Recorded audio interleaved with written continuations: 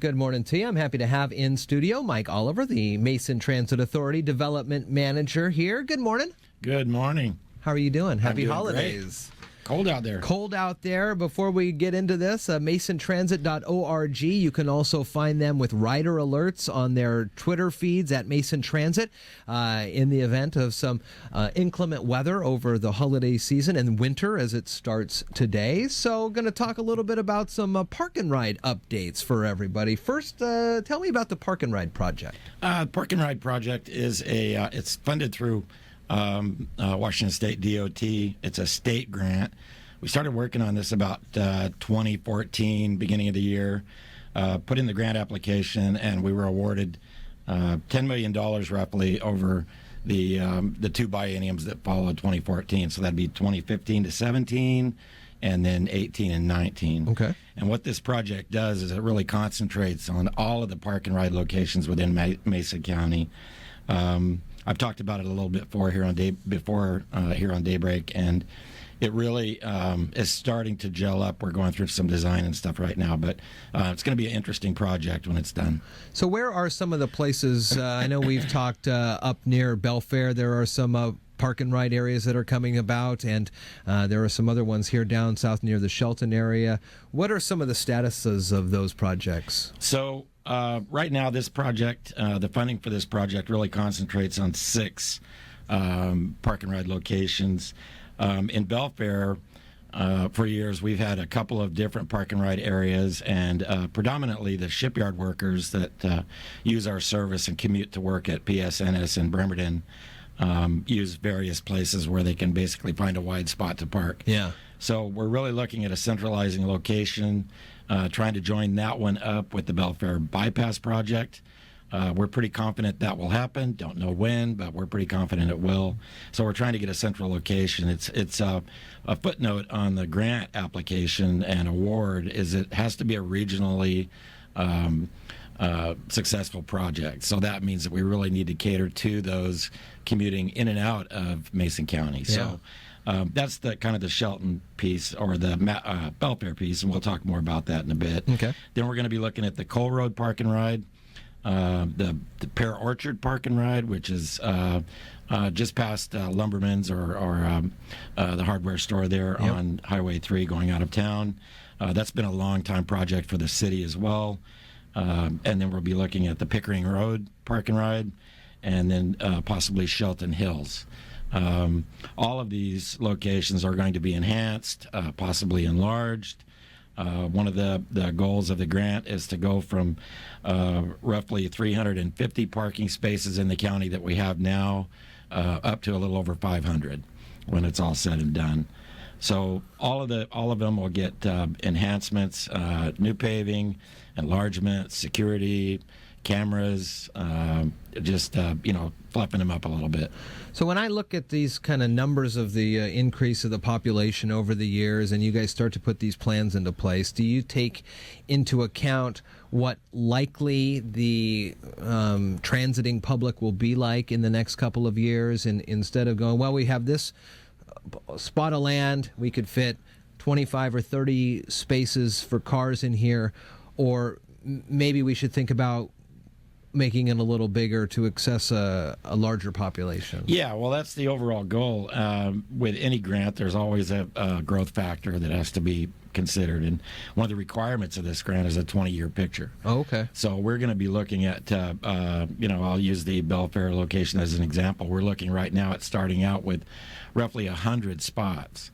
But we need to make sure that there's growth. And some of the forecasts that we've seen, particularly with shipyard workers for the next 20 years, is pretty good growth factor. Oh, really? Yeah. So we really need to look at what is it going to look like in 20 years, and can we handle the additional load when the success of the park and rides start to show.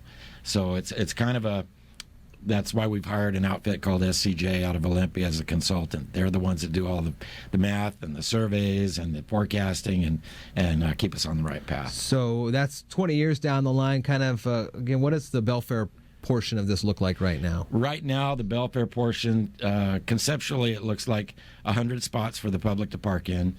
We are also going to include a building somewhere between 1,000 and 2,000 square feet, probably, and that's going to act as our central hub. We now rent 3 places in Belfair to operate out of. Wow. And so we need to consolidate that, much like we did at the Transit Center here in Shelton, and kind of create a hub. We'll take a look when the construction on that is done at some point. We'll take a look and see if we can change our route structure in Belfair to kind of meet that need. We want to start and stop all of our Belfair routes and run all of our commuters through the parking area, the new park and ride. And there will be driver's break amenities and that type of thing, charging stations for the future. And, we're trying to factor in everything we can and at least get the infrastructure in, electricity, sewer, all of those type of things. We do have, I just briefed the board last night at our monthly board meeting, we do have 2 property locations. We started out with 9, looking at possibilities. We do have 2 property locations. SCJ, our consultant, is going forward now with appraisals on those, and I hope to come back with the board in January with a recommendation for a property to purchase. What's unique about those 2 that maybe put the other 7 out of contention? Size, Okay. availability of property, more than anything. We're looking at a start with at least 5 acres. Okay. So that's a little bit hard to meet in the Belfair area, particularly in the downtown core. Yeah. So we're looking at least 5 acres to start. Another big factor that was part of our grant application was proximity to the bypass route in some form or fashion, because we're really after that regional commuter. We do have those 2. They're basically both in the same general area, in the area of Log Yard Road up on top of the hill, leaving out of Belfair. 817 here at iFiber One. We're talking with Mike Oliver from Mason Transit, the development manager. And so are we looking at completion of these projects by the end of that second biennium, maybe 2019? I would like to think so, but I think really in reality we're probably looking at closer to 2020 or 2021 for complete. Now I'm talking the entire project with all the locations. We hope to see the Belfair project sometime 2019, 2020. And you talked about lights and cameras and things like that, other additional security that will be on site, maybe not 24-hour human presence, but something secure for folks? Increased fencing, that type of thing. We really want to protect the public that use our facilities, and protect our assets. One of the things we'll be doing in Belfair is parking all of our outsourced buses up there. Oh, yeah. We keep 4 to 6 buses in Belfair at all times and have drivers start and stop their routes there. The one park and ride that I most recently used is in Thurston County. It's right off I-5 in Lacey, the Martin Way one, and that has really seen over the years some pretty significant upgrades with lights and cameras. Is that kind of how they all look these days, only then maybe with the addition of some electric car charging stations or something like that? Sure, yeah. It's we all basically work from kind of basic ground rules.